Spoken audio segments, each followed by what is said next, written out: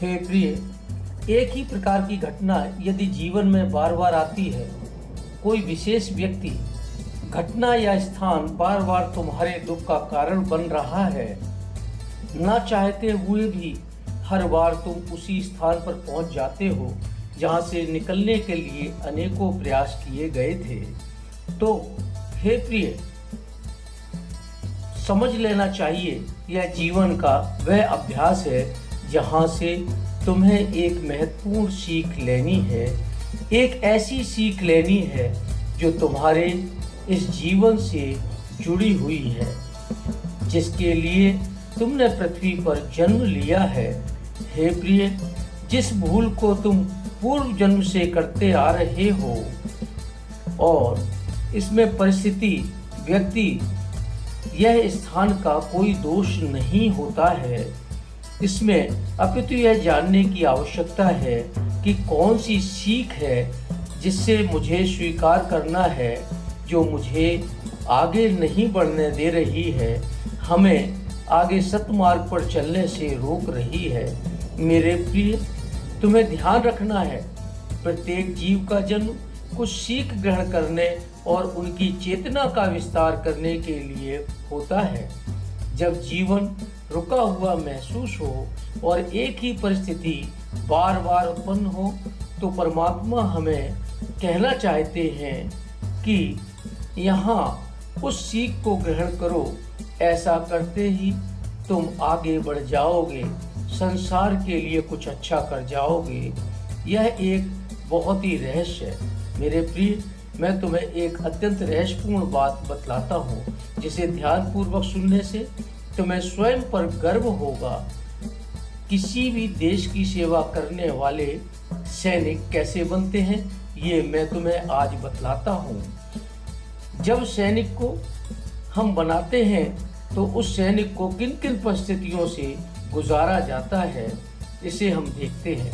जब कोई व्यक्ति प्रण करता है कि उसे देश की सेवा करनी है, उसी वक्त उसका हृदय पवित्र हो जाता है, किंतु उसकी इस भावना को मूर्त रूप देने के लिए उसे कठिन परिस्थितियों में डाला जाता है और अनेकों प्रकार से उसकी परीक्षाएं ली जाती हैं। शारीरिक, मानसिक, भावनात्मक रूप से उसे तोड़ने का प्रयास किया जाता है। हे प्रिय, तत्पश्चात वो एक मजबूत, स्थिर और परिपक्व सैनिक के रूप में परिवर्तित होता प्रतीत होता है। यदि ऐसा न किया जाए तो देश पर जान निछावर करने वाले सैनिक नहीं बनाए जा सकते। इसी प्रकार परमात्मा अपने दिव्य कार्य का संचालन करने के लिए एक दिव्य सेना, भव्य सेना तैयार करते हैं। उस सेना के सैनिक परमात्मा द्वारा दी गई अनेकों चुनौतियों को पार करके भव सागर को पार करते हैं और मानसिक, भावनात्मक और आध्यात्मिक रूप से वो परिपक्व हो जाते हैं, जिन्हें संसार की कोई भी विपत्ति, कोई भी परिस्थिति तोड़ नहीं सकती। यदि परमात्मा उनके समक्ष ऐसी चुनौतियां और समस्याएं ना उत्पन्न करे, तब एक साधारण व्यक्ति में और एक परमात्मा के सैनिकों में जरा सोचो क्या अंतर रह जाएगा। हमें मजबूत बनना है। मेरे प्रिय, तुम्हें ईश्वर ने चुना है, निश्चित रूप से कुछ अच्छे के लिए चुना है। इस बात पर तुम्हें गर्व होना चाहिए और हर समस्या को मुस्कुरा कर सहना चाहिए कि ये परिस्थितियाँ क्षण हैं। समस्या में ही समाधान छुपा हुआ है। इस बात पर विश्वास करते हुए सदैव समाधान के विषय में हमें सोचना चाहिए कि इसका समाधान क्या होगा। जब कोई चुनौती आए तो विश्वास करना चाहिए यह हमें और अधिक मजबूत बनाने के लिए आई हुई हैं।